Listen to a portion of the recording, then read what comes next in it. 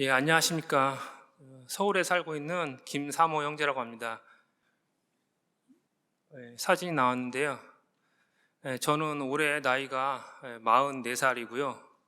제 아내는 겉보기에는 저보다 몇 살 어려 보이는데 저보다 한 살 많은 45이고, 아기는 이제 7살인데 초등학교를 일찍 들어가서 지금 이제 초등학교 1학년입니다.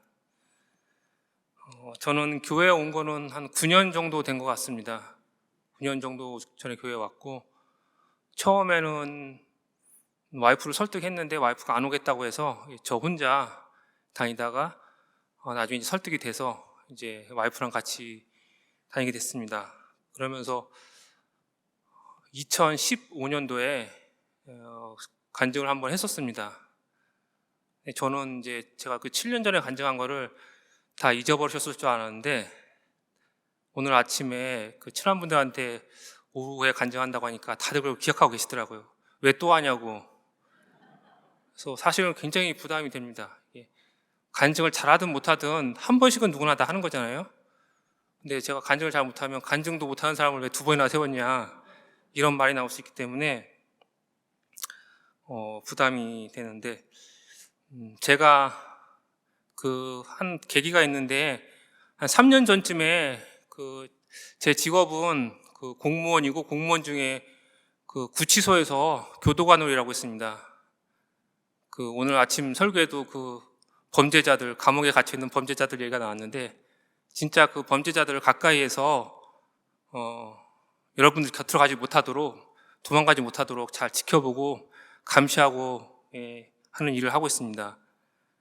근데 그러면서 그 직업 소개하는 유튜브 채널이 있어가지고, 그 우연한 기회에 이제 거기에 나가서 제가 영상을 촬영하게 됐고, 그 3년 전에 촬영을 했는데, 그 후에 최근에 교회 분들이 이제 그거를 좀 많은 분들이 보시고, 또 뭐 말을 굉장히 이제 재밌게 잘 한다, 그렇게 해서 간증도 다시 한번 이렇게 하는 기회가 됐습니다. 제 어렸을 때 얘기를 하면은 부모님에 대한 말씀을 안 드릴 수가 없는데, 저는 원래 할머니하고 아버지, 어머니, 그다음에 여동생이 2명 있었습니다. 근데 저도 정확한 이유는 모르겠는데, 어렸을 때부터 부모님이 좀 싫었고, 또 여동생 2명하고도 굉장히 사이가 좀 안 좋았고, 저는 그냥 가족 중에 할머니만 좋았습니다. 그래서 누가 물어보면은 가족들이 다 집 나가고 할머니랑 둘이서 살면 정말 좋겠다, 항상 그런 생각을 했는데, 나중에 이제 뭐 책을 읽고 하다 보니까 그게 결국 이제 부모님하고의 그런 애착 관계가 형성이 안 되고, 할머니가 이제 저를 이렇게 봐주시고 하다 보니까 그런 거부감이 생겼다고 이렇게 생각이 듭니다. 뭐 다른 사회적으로 봤을 때는 저희 부모님은 굉장히 훌륭한 분들이었습니다. 아버님도 성실하게 일하시는 분이었고, 어머님도 정말 헌신적으로 자녀들을 이렇게 잘 돌보는 분이셨는데, 제 개인적으로는 뭔가 거리감이 있었고, 아버지에 대한 가장 큰 불만은 이제 당연히 이제 뭐 사회생활 하시니까 이제 뭐 회식도 하고 이게 술도 드시고 올 때 있는데, 절대로 뭐 다른 아버님들에 비해서 술 많이 드시거나 하지는 않았는데, 그냥 가끔가다 이렇게 술 드시고 들어와서 저한테 자고 있는 저를 꼭 깨우세요. 그러면서 이런저런 말씀 나누시는 게, 평소에는 대화를 전혀 안 하시다가 꼭 술 취한 상태로 이렇게 말을 거시니까 그게 너무 싫었고, 그래서 어렸을 때부터 술이 너무 싫었고, 나는 술을 절대 안 마시겠다. 그래서 나중에 물론 이제 구원받고 교회 다니게 됐지만, 교회를 안 다녔어도 아마 술은 안 마셨을 것 같습니다. 그리고 어머니는 좀 이렇게 자유롭게 놔두질 않고 너무 이렇게 그냥 지극정성을 극진하게 저를 이렇게 케어하시다 보니까 저는 그게 좀 약간 간섭이나 구속으로 느껴졌습니다. 그래서 다른 엄마들은 다 이렇게 직장에 나가는데 왜 우리 엄마는 직장에 안 나가고 집에서 하루 종일 나를 이렇게 간섭을 할까? 그게 가장 큰 불만이었습니다. 근데 그러시면서 또 부모님도 사이가 좋으셨어요. 그래서 서로 이제 칭찬을 많이 하셨거든요. 아버지는 항상 너희 어머니는 정말 훌륭한 어머니다. 어머니는 너희 아버지는 정말 훌륭한 아버지다. 그렇게 강조하셨는데 저는 이제 아버지도 싫고 어머니도 싫은데 서로 칭찬하니까 그게 더 짜증나는 거예요. 그 얘기 듣는 게. 그래서 저는 정말 이렇게 아버지는 항상 뭔가 가족을 위해서 돈을 벌어야겠다. 또 어머니는 아이들을 위해서 맛있는 음식을 해줘야겠다. 그 생각만 하고 정말 저는 이제 좀 제 마음속에는 있는 얘기도 좀 터놓고 싶고 걱정거리가 있으면 좀 의논하고 싶은데 부모님이 보시기에는 저는 너무 걱정거리가 없는 사람이고 제가 이제 심각하게 고민하는 것들 부모님이 생각하기에는 너무 고민거리가 아닌 것처럼 느껴지니까 다 이렇게 무시를 했던 것 같습니다. 그리고 저는 어렸을 때부터 조금 이렇게 우울한 성향이 있었던 것 같습니다. 그래서 나중에 우리 목사님도 이렇게 그런 우울증으로 많이 힘드셨다는 얘기를 듣고 사실 참 걱정도 많이 되면서 한편으로는 좀 이렇게 동병상련도 좀 느꼈습니다. 그러다가 이제 중학교에 들어갔는데 중학교가 초등학교하고 다르게 너무 무섭고 그때만 해도 선생님들이 정말 이만한 뭉둥이로 애들을 이제 때리기도 하고 또 학교 선생님보다 더 무서운 게 학교 선배님들이 더 무섭고 너무 중학교에 적응을 못해서 제가 부모님한테 이제 학교 그만두고 저는 이렇게 공부는 정말 자신 있으니까 검정고시로 남들보다 대학 일찍 가겠다고 그래서 정말 돈 많이 벌고 출세하겠다고 그렇게 했는데 그 부모님이 그 의견을 무시하시고 무조건 학교에 가라고 해서 그 학교에 가서 충격받은 거에 플러스해서 그 부모님의 그 반응, 내가 이렇게 힘든 상황을 얘기했는데 이걸 정말 아무것도 아닌 걸로 이렇게 무시하는 거에 대해서 너무 큰 충격을 받아서 그때부터 부모님은 믿을 만한 존재가 아니구나. 내가 의지할 만한 대상이 아니고 내 스스로 길을 가야겠다. 그렇게 마음을 먹은 것 같습니다. 그러면서 이제 제가 이렇게 조용한 말로 이렇게 저는 이런 상황이 힘듭니다. 그렇게 말씀을 드려도 부모님이 이제 심각하게 받아들이질 않으니까 결국 이제 크게 소리를 지르고 고함을 지르고 물건을 집어 던지고 이제 그렇게 했는데 중학교 2학년 때 그러다가 이제 이웃집에서 신고를 해가지고 경찰이 출동하고 정신병원에 이제 강제 입원하게 되었습니다. 그래서 그런 충격도 있었고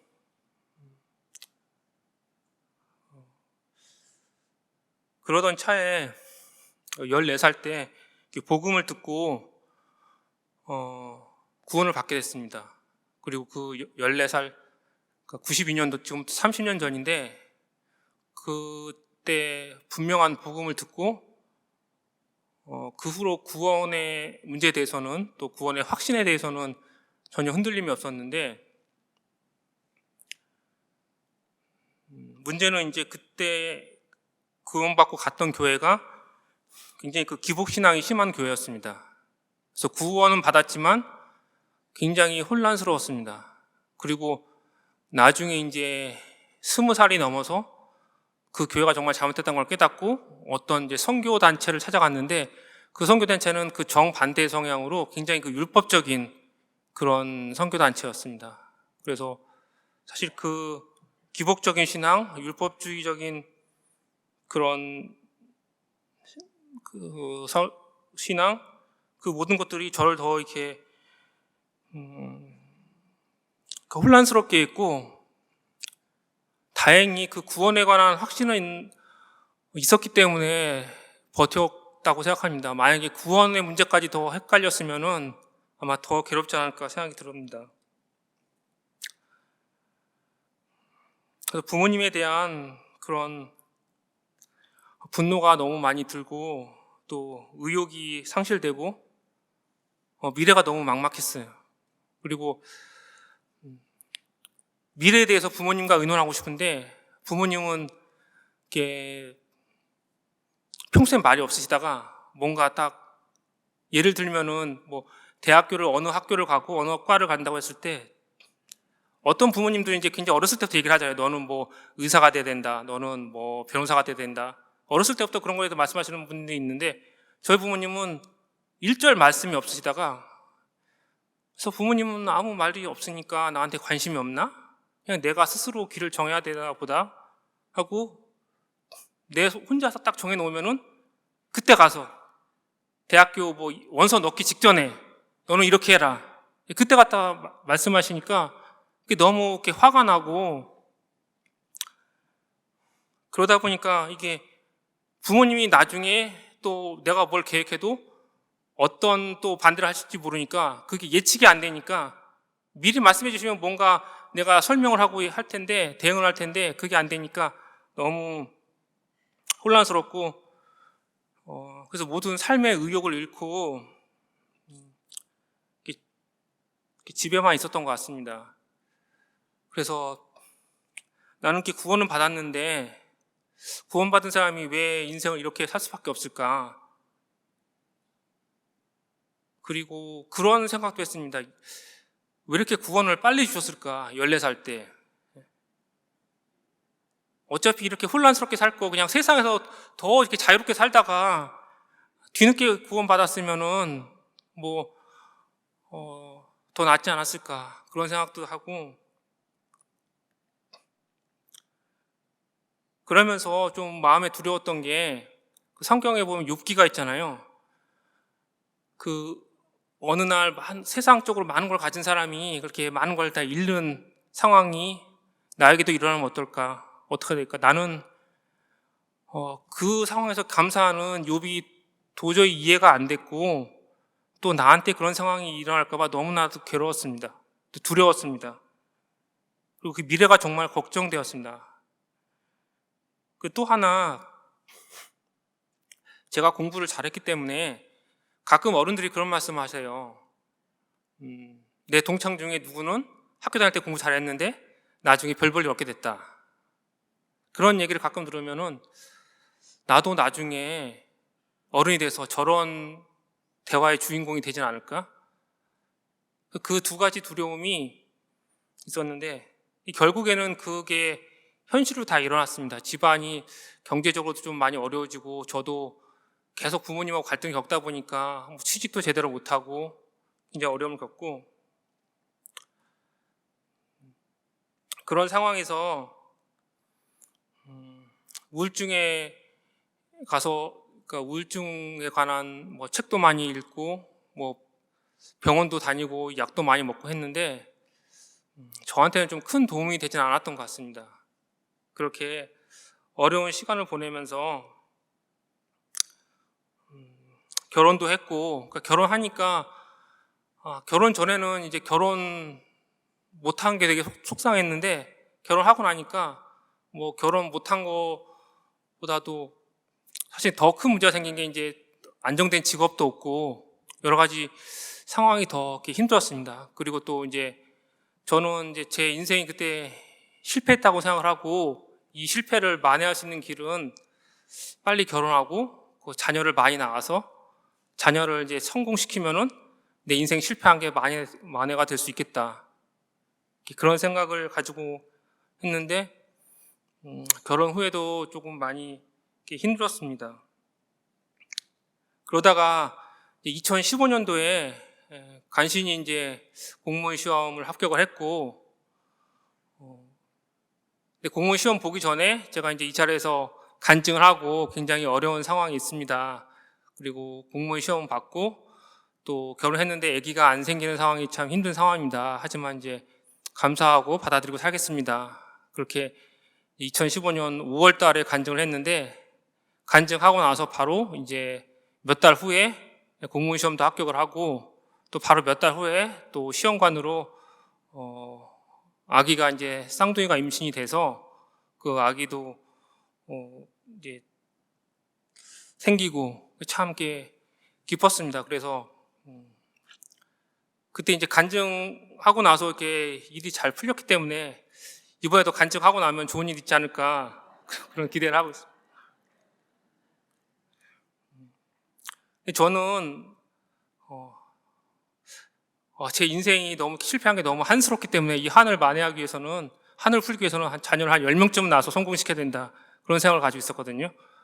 제 와이프는 이제 결혼하기 전에 이제 뭐 소개를 받아서 만났는데 자녀 몇 명 갖길 원하냐. 이제 제일 궁금한 게 그거라서 먼저 물어봤는데 4명이라고 답하더라고요. 그래서 내 기준에는 좀 못 미치지만 그래도 뭐 요즘 세상에 이렇게 4명 정도 낳겠다는 자매 구하기도 힘드니까 그냥 일단 결혼해서 일단 이 사람이랑 결혼하면 최소한 4명 확보가 되는 거니까 결혼하자 이렇게 했는데 사실 애기가 이제 한 명도 안 생겼고 결국엔 이제 시험관으로 해서 쌍둥이가 생겼는데 한 3개월 때쯤에 그 아이 하나는 뱃속에 또 유산이 됐습니다.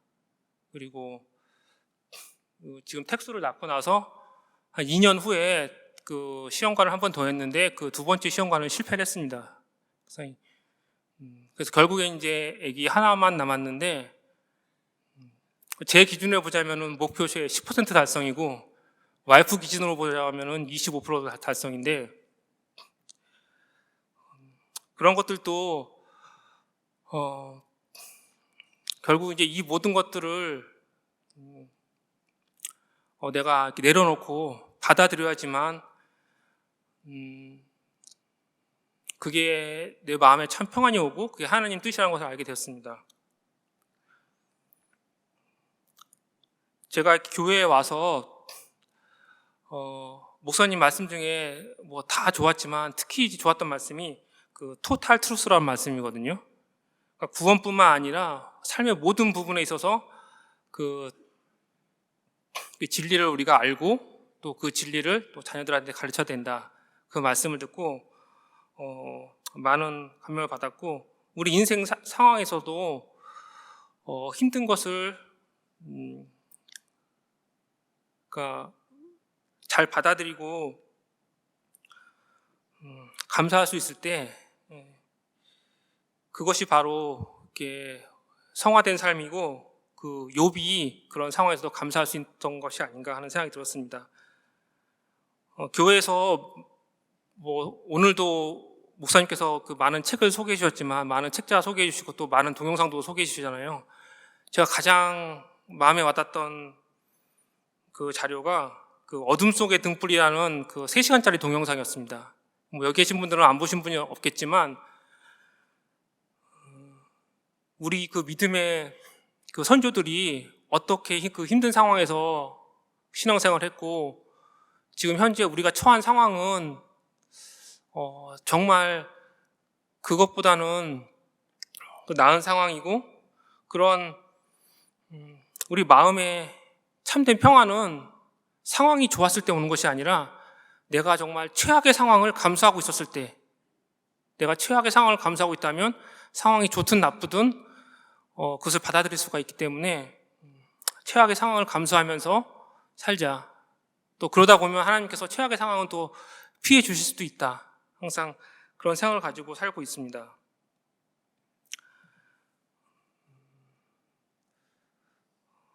아기가 그렇게 아기 하나는 이렇게 유산이 되고 또 시험관 실패하고 하면서 사실 저도 많이 괴롭고 슬펐지만 그 슬퍼하고 괴로워할 새가 없었어요. 왜냐하면 이제 아내를 위로해야 되니까 저도 이제 마음이 안타까웠지만 이제 저는 괜찮은 척하고 그런 게 과정을 거치면서 하나님 뜻은 제가 그냥 택수만 바라보고 택수를 잘 키우는 것이라고 생각을 했고 그런데 또 이 택수가 태어났을 때부터 폐에 물이 차서 한 태어나자마자 또 이렇게 병원 입원한 적도 있고 그거는 이제 금방 낫지만 또 아토피가 굉장히 심했습니다. 이게 그래서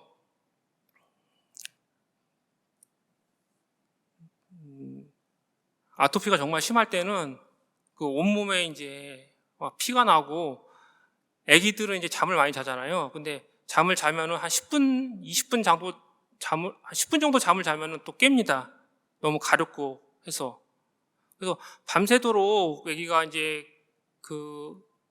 괴로워하고 그래서 집에서 잠을 자면은 와이프도 이제 잠을 못 자고 뭐 옆집에도 피해를 주기 때문에 한 6개월 정도 지하 주차장에서 차에서 잠을 잤습니다. 아기랑 저하고 둘이. 그렇게 지내면서 이렇게 피부가 다 이렇게 땀구멍이 다 막혀 있기 때문에 그 아무리 더운 데 가도 땀이 안 나다가 아토피는 그 햇볕 쬐는 게 좋다고 해서 여름 땡볕에 계속 햇빛을 쬐니까 처음에 그렇게 땡볕에 햇빛을 쬐도 땀이 안 나다가 한 달 정도 이렇게 햇빛을 쬐니까 땀구멍이 드디어 뚫려가지고 그 땀이 이제 비 오도 쏟아지고 나오고 그러면서 이제 노폐물이 배출되고 하면서 많이 좋아졌습니다. 지금은 전혀 그 아토피 흔적은 없어졌습니다. 이 말씀드리는 이유는 그 당시에 이제 많은 분들이 그것을 보고 같이 걱정해 주시고 많이 기도해 주셔서 그것에 대해서 그 감사하다는 말씀을 전하기 위해서 이 말씀을 드렸습니다. 저는 지금 그 구치소에서 일하고 있는데 그 구치소는 이제 재판을 받고 있는 현재 그런 이제 범죄자들이 있는 곳이고 교도소는 재판이 끝난 사람들이 있는 곳입니다. 그래서 불구속 상태로 재판을 받다가 바로 교도소로 들어오는 사람도 있고 아니면 구속 상태로 구치소에서 재판을 받다가 이제 재판이 다 끝나서 이제 교도소로 옮겨오는 사람도 있고 한데 저는 이제 그 A 구치소에서 한 4년 정도 일했고 지금은 이제 B 구치소로 이제 옮겨와서 2년 정도 일하고 있습니다. 그 지난번 그 A 구치소에서 일할 때 많은 이제 선배들 중에 이제 똑같은 질문을 저한테 너무 많이 해가지고 왜 이렇게 좋은 대학교 나오고 했는데 뭐 이런 험한 일을 하고 있냐. 그래서 그렇게 똑같은 질문을 받고 똑같은 대답을 하는 게 너무 이제 스트레스가 돼가지고 이거를 차라리 그냥 동영상으로 찍어서 남겨놓는 게 낫겠다. 사실 그래서 그 유튜브에 출연한 계기가 됐습니다. 근데 그거를 또 워낙 그거 유튜브 찍는 분이 워낙 또 편집을 재밌게 해주셔가지고 조회수가 95만 회가 나오고 그래서 직장에서도 이제 뭐 유튜브 스타라고 이렇게 별명이 됐고 가끔은 이제 수용자들도 거기 이제 자기 여기 구치소 들어오기 전에 밖에서 한번 봤다고 그렇게 반갑게 인사하시는 분들도 있고 또 이제 교회에서까지 이렇게 또 이렇게 알려지게 됐습니다. 근데 지금 제가 일하고 있는 그 비구치소는 전국에서 가장 힘든 곳이어가지고 옮길 수 있으면 좀 옮기려고 생각 중인데 저도 이렇게 기독교인으로서 이렇게 뭔가 편한 자리에만 가려고 하는 게 과연 옳은 것인가 그런 생각도 들고 또 한편으로는 같은 월급 받으면서 이렇게 전국에서 제일 힘든 곳에 일하는 게 과연 옳은 것인가 그게 아직 확실한 결론은 못 내렸습니다. 제가 한 가지 이제 일을 하면서 느낀 게 요즘 그 음모론이라는 말이 있잖아요. 어떤 사람들은 그렇게 말하더라고요. 그러니까는 원래 이 하나님께서 국가라는 조직을 만드신 것은 또 세상의 질서를 위해서 평안을 위해서 나쁜 사람들을 벌 주고 하기 위해서 만들었지만 지금 이 세상을 통치하는 사람들은 사탕 숭배자고 세상이 더 혼란스럽게 되기를 바라고 왜냐하면 혼란스러워야지만 나중에 적그리스도가 등장했을 때 사람들이 그 적그리스도를 더 지지하고 그 적그리스도의 통치에 더 환영할 것이기 때문에 사실 이 세상을 통치하는 사람들은 범죄자가 더 늘어나고 범죄가 더 많아지기를 바란다. 실제 제가 구치소에서 일하면서 그 일반 사람들이 생각하는 것하고 이 안에 그 범죄자들이 지내는 것하고는 많은 차이가 있고 계속 갈수록 이렇게 그 범죄자들의 인권을 생각하면서 쉽게 말하면은 너무나 이렇게 이곳이 이렇게 생각만큼 힘들지 않기 때문에 그냥 지낼만 하기 때문에 계속 범죄를 저지른다는 생각이 많이 듭니다. 그리고 그런 거를 정말 누가 의도하는지는 뭐 제가 알 수 없지만 현재 상황이 그렇습니다. 가끔씩 이제 선배들 중에 그 불신자, 하나님 모르는 그런 선배들은 이런 것을 보고 굉장히 큰 혼란을 느끼는데 어떻게 그렇게 나쁜 일을 저지르고 범죄를 저지르는 사람들이 이곳에 와서 저렇게 편하게 지내는가? 저는 그 사람들이 이곳에서 편하게 지내든 힘들게 지내든 우리가 모든 사람이 다 죽은 다음에 하나님께서 공의롭게 심판하실 거다 하기 때문에 저는 문제가 없는데, 하나님 모르는 그런 직원들은 사실 이런 것을 생각하면서 굉장히 큰 혼란을 느끼고 괴로워하는 직원들도 많이 봤습니다. 그리고 가장 그 문제가 되는 게 그 범죄 유형죄 제일 많은 게 사기거든요. 우리나라는 정말 사기 공화국이다라는 생각이 들 정도로 이렇게 보통 사기꾼이라고 하죠. 사기꾼들이 많은데, 이런 걸 보면서 느낀 거는 정말 개인 간에는 동거래를 하면 안 되겠다. 사기라는 게 뭐 대단한 게 아니라 누군가에게 돈을 빌려줬다 못 받으면 그게 사기거든요. 그리고 내가 돈이 필요해도 제 개인적인 생각으로는 최대한 한 1금융권까지는 대출을 알아보고, 1금융권에서 대출이 안 된다고 하면은 그건 그냥 하나님 뜻이 아닌가 보다 하고 그냥 뭐 포기하고 하는 게, 그런 개인 간의 동거래를 통해서 그 서로 이제 한 사람은 가해자가 되고 피해자가 되고, 돈을 빌려줬던 사람은 괴롭게 되고 돈을 빌렸던 사람은 범죄자가 되고 하는 것보다 훨씬 낫지 않을까. 그리고 개인의 욕심을 줄여서 정말 하나님께서 그냥 주시는 것, 현재 상황에 좀 만족할 수 있는 그런 연습을 해야, 이런 사기꾼들이 노리는 게 그런 거니까, 그런 욕심을 노리는 거니까, 욕심을 줄이는 게 정말 우리 영원한 하늘나라를 소망하면서 믿음의 그 믿음의 선진들을 생각하면서 살아가는 게 우리 신앙에도 좋고 또 일상생활에서 사기꾼 예방책도 아닌가 하는 생각이 들었습니다.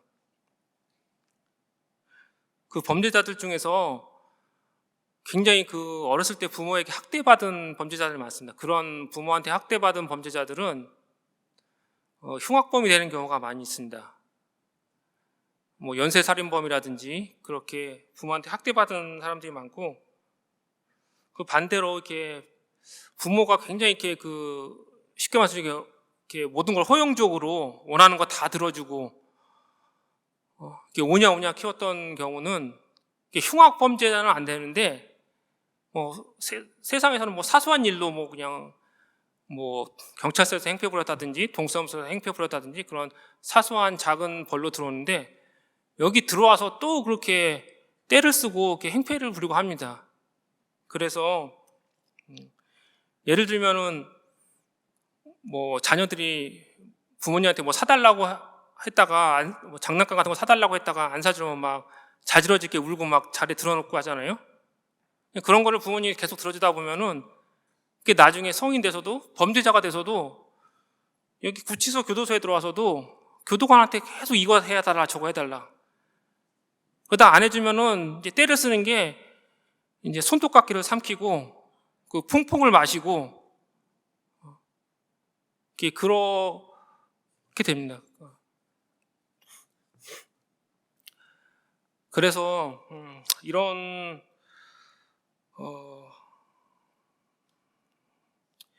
걸들 봐더라도 어려서부터 부모가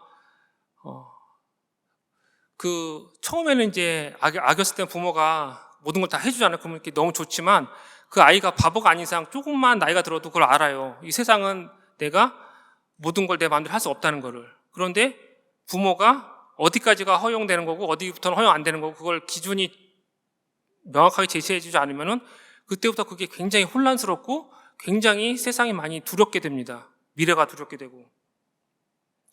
그래서 저는 결심한 게, 하나님께서 그 아들 하나 주셨는데 우선은 성경 말씀을 잘 가르치고 또 그 위에 우리 교회 역사를 잘 가르치고 또 이 세상의 역사를 잘 가르치고, 또 지금 우리가 처한 이 2022년 대한민국의 현실을 잘 가르치고, 그리고 그 본인의 상황을 객관적으로 너무 본인 스스로 그걸 과대평가하지도 않고 과소평가하지도 않고 본인의 능력과 소질이나 그런 걸 객관적으로 스스로 잘 파악해서 스스로 객관적으로 구체적이고 현실적인 인생의 계획을 스스로 세워서 나갈 수 있도록 그렇게 자녀를 키우고자 하는 게 제 인생의 목표고 또 제 소망입니다.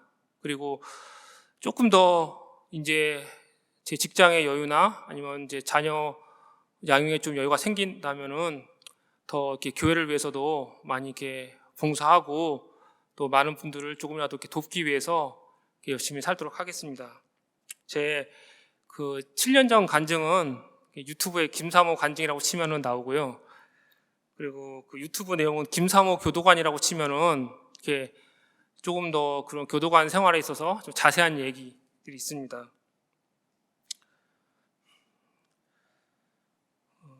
그리고 마지막으로 드리고 싶은 말씀은 교회에 와서 9년 동안 있으면서 참 많은 걸 배웠고 또 한 가지는 교회가 점점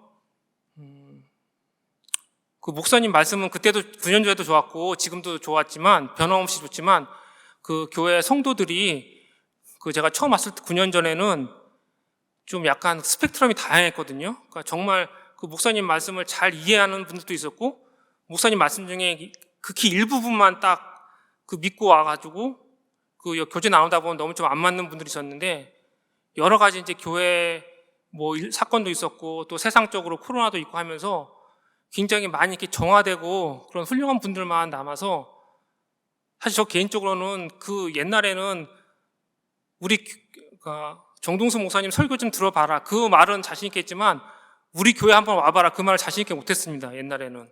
그런데 지금은 어느 누구한테도 우리 교회 한번 와 보시라 오면 정말로 성도들 간에 훌륭한 교제가 있고 또 그 학생부 그 교육부에서 정말 자녀들을 잘 키울 수 있다 그런 얘기를 자신 있게 할 수 있습니다. 혹시라도 지금 유튜브로만 그렇게 유튜브로 목사님 설교 듣는 것만으로 만족하고 계신 분이 있다면은 이 방송 보시면은 이렇게 교회로 한번 찾아와 주시기를 제가 강력하게 권하면서 오늘 말씀 마치도록 하겠습니다. 예, 감사합니다.